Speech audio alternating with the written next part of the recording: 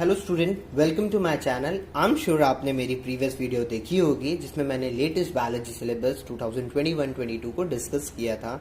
सो उसी के सीक्वेंस में मैं अपना फर्स्ट चैप्टर स्टार्ट कर रहा हूँ, which is cell cycle. Cell ये वर्ड हम लोग क्लास 6 से पढ़ते आ रहे हैं और आई एम श्योर अगर आप लोग बायोलॉजी कंटिन्यू लेते हो तो आप लोगों को हमेशा ये टॉपिक मिलता रहेगा।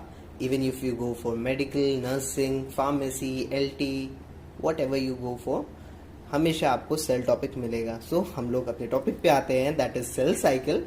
सो सबसे पहले हम लोग जान लेते हैं सेल साइकिल होता क्या है। Cell cycle it's a session of event that take place in cell as it's grow and divide. So सबसे पहले मोस्ट ऑफ द टाइम क्या होता है, जो सेल होता है वो अपने इंटरफेस में रहता है। इंटरफेस में क्या होता है, इंटरफेस का मतलब पहले जानते हैं। Interface is a sequence of 3 stages that is G1, S and G2, जो कि आप यहाँ ब्रैकेट के अंदर देख सकते हैं। इन तीनों को मिला के जो फेज बनती है उसे इंटरफेस कहते हैं। ठीक है, तो most of the time cell क्या होता है, अपने इंटरफेस में रहता है, जिसमें यहाँ पे क्या होता है, इसकी ग्रोथ होती है, यहाँ पे अपने क्रोमोसोम्स को रेप्लिकेट करता है और अपने आप को प्रिपेयर कर लेता है आगे सेल डिवीजन के लिए। क्योंकि इंटरफेस के बाद जो आती है सीक्वेंस वो है cell division, that is mitosis. तो अब हम लोग यहाँ पे देखते हैं, इस डायग्राम पे फोकस करते हैं। इस डायग्राम में 4 चीजें लिखी हुई है, G1, S, G2 और M। तो एक नॉर्मल टाइप की साइकिल है, जैसे कि लाइफ साइकिल्स होती हैं नॉर्मली, उसी प्रकार की सेल की साइकिल है जिसमें ये 4 स्टेजेस आती हैं। सबसे पहली स्टेज है G1 फेज, जिसमें क्या होता है कि it's a first gap phase. Okay, और इसका जो टाइम ड्यूरेशन है, कितने टाइम तक का इसमें सेल रहता है, दैट इज 30 to 50% ऑफ जो टाइम होता है वो सेल का, वो इसमें वो अपना ऑक्यूपाई करता है। उसके बाद जो कि सेकेंड फेज आती है, दैट इज एस फेज, जिसे सिंथेसिस फेज कहते हैं। इसमें जो सेल है 35 से 45% टाइम अपना स्पेंड करता है, which is followed by G2 phase. G2 phase में जो है वो जो सेल है अपना 10 से 20% टाइम स्पेंड करता है। इस G2 फेज को सेकेंड गैप फेज भी कहते हैं, ओके, और ग्रोथ फेज भी कहते हैं। चलिए अब हम लोग वीडियो को कंटिन्यू करते हैं और आते हैं G1 फेज। G1 फेज क्या होती है, इट्स अ ग्रोथ फेज और फर्स्ट गैप फेज। हम लोग गैप वर्ड क्यों यूज कर रहे हैं, इसको मैं पहले आपको इलैबोरेट कर देता हूँ। यहाँ पे मैंने नोट में मेंशन भी कर रखा है। एक्चुअली गैप जो है इसलिए यूज किया हम लोग ने क्योंकि M और S के बीच में 2 बार गैप आता है। पहली बार जो गैप आता है उसे G1 फेज कहते हैं और सेकेंड टाइम आता है उसे G2 फेज कहते हैं। तो इसीलिए इसे फर्स्ट गैप फेज और उसे सेकेंड गैप फेज नाम दे दिया है गया है, नथिंग एल्स। बहुत ही ईजी है, आप डायग्राम से अगर मतलब कनेक्ट करोगे तो चीजें समझ में आएंगी।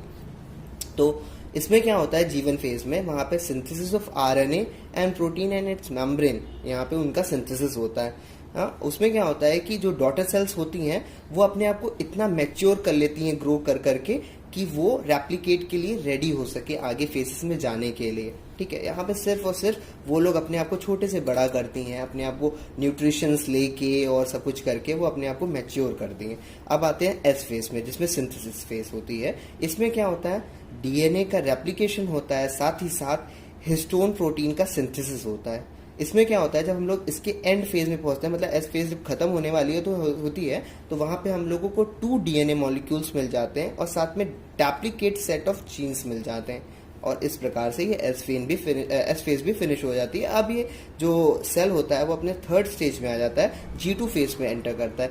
ये जो है सेकेंड गैप फेज है और ग्रोथ फेज है। इसमें क्या होता है, RNA और प्रोटीन का सिंथेसिस तो कंटिन्यू रहता है, बट जो DNA का सिंथेसिस है वो यहीं पे स्टॉप हो जाता है। सो फाइनली हम लोगों के 3 फेजेस में जब सेल गुजरता है उसके बाद अब वो रेडी हो चुका होता है फॉर सेल डिवीजन। तो अब ये आता है M फेज में, जिसे हम लोग माइटोसिस फेज भी कहते हैं। इसके 2 और नाम हैं, सोमैटिक सेल डिवीजन और इक्वेशनल सेल डिवीजन। इनके ये दोनों नाम क्यों पड़े इसके बारे में हम लोग इसी वीडियो में बात करेंगे, बट उससे पहले हम लोग जान लेते हैं माइटोसिस वर्ड किसने कॉइन किया।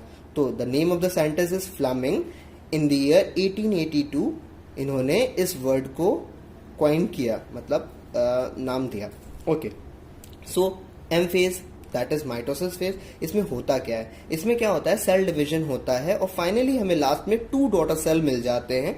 इसमें क्या होता है, जो डॉटर सेल्स होते हैं वो बिल्कुल सिमिलर होते हैं और सेम उनका क्रोमोसोम्स नंबर होता है उनके पेरेंट्स के कंपैरिजन में। ठीक है, अब इसीलिए इसको हम लोग कहते हैं इक्विवेलेंट सेल डिवीजन, क्योंकि इनका जो डिवीजन है वो बिल्कुल इक्वल होता है। ओके, अब इसका दूसरा नाम है जो कि मैंने बताया आपको, सोमैटिक सेल डिवीजन। तो सोमैटिक क्यों पड़ा, क्योंकि ये बॉडी सेल्स में जो डिवीजन होता है ठीक है, उससे सोमैटिक सेल डिवीजन कहते हैं। That is only for growth and development, मतलब हमारे बॉडी सेल्स जितनी भी होती हैं उसमें जो डिवीजन होता है वो माइटोसिस होता है, except reproductive cell. Reproductive cell में दूसरा सेल डिवीजन होता है जिसे मियोसिस कहते हैं, उसके बारे में हम लोग बाद में बात करेंगे अगली वीडियो में।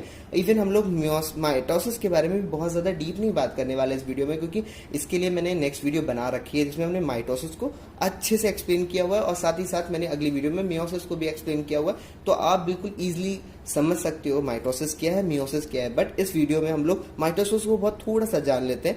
माइटोसिस में क्या होता है, दो फिनोमिना डिवीजन की होती हैं। जो पहली होती है उसे कैरियोकाइनेसिस कहते हैं और जो दूसरी होती है उसे साइटोकाइनेसिस कहते हैं। कैरियोकाइनेसिस में क्या होता है, न्यूक्लियस का डिवीजन होता है, ठीक है।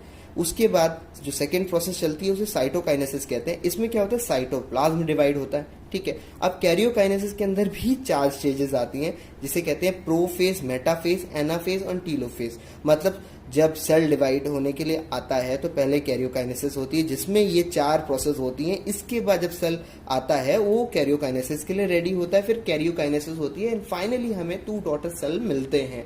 ये इसका एंड प्रोडक्ट है। तो फाइनली अगर हमसे कोई क्वेश्चन पूछता है what is cell cycle exam में, बोर्ड में, तो हम लोगों को इतना ही इलैबोरेट करना होता है, इट्स सफिशिएंट, क्योंकि वो शॉर्ट में आएगा। अगर लॉन्ग में क्वेश्चन आता है तो साथ में साथ आता है कि explain cell cycle with different types of cell division, तब वो लॉन्ग क्वेश्चन बनता है जिसमें हम लोग को माइटोसिस मियोसिस दोनों को साथ में इलैबोरेट करना होता है। नहीं तो जो नॉर्मल शॉर्ट क्वेश्चंस होते हैं उसके लिए इतना सफिशिएंट है। इसमें कुछ ऑब्जेक्टिव क्वेश्चंस भी आते हैं, जस्ट लाइक कि who coined the name this mitosis, तो वो आपको बताना होता है। इसमें ये भी पूछा जाता है कि किस साइकिल में किस मतलब फेज में कितनी ड्यूरेशन होता है सेल का, तो उसके लिए भी मैंने आपको सेपरेटली बता दिया। आप इसका स्क्रीनशॉट लेके भी रख सकते हो, थोड़ा जूम करके आपको वो परसेंटेज दिख जाएंगी अगर आपने मतलब ध्यान से ना सुनी हो। और फ्रेंड्स, मैं ये भी कहना चाहूँगा कि शायद आपको वॉइस में थोड़ा सा प्रॉब्लम आता हो मेरी वीडियोस में, तो प्लीज़ हेडफोन्स लगा के मेरी वीडियोस को सुने तो आपको क्लियरली आवाज़ आएगी मेरी। सो इस वीडियो में इतना ही, और लास्ट तक का देखने के लिए thank you and please do like, share and subscribe my channel and please press the bell icon so that कि आपको आगे वाली वीडियो आने वाली भी दिखें। तो enjoy your time and be safe. Goodbye.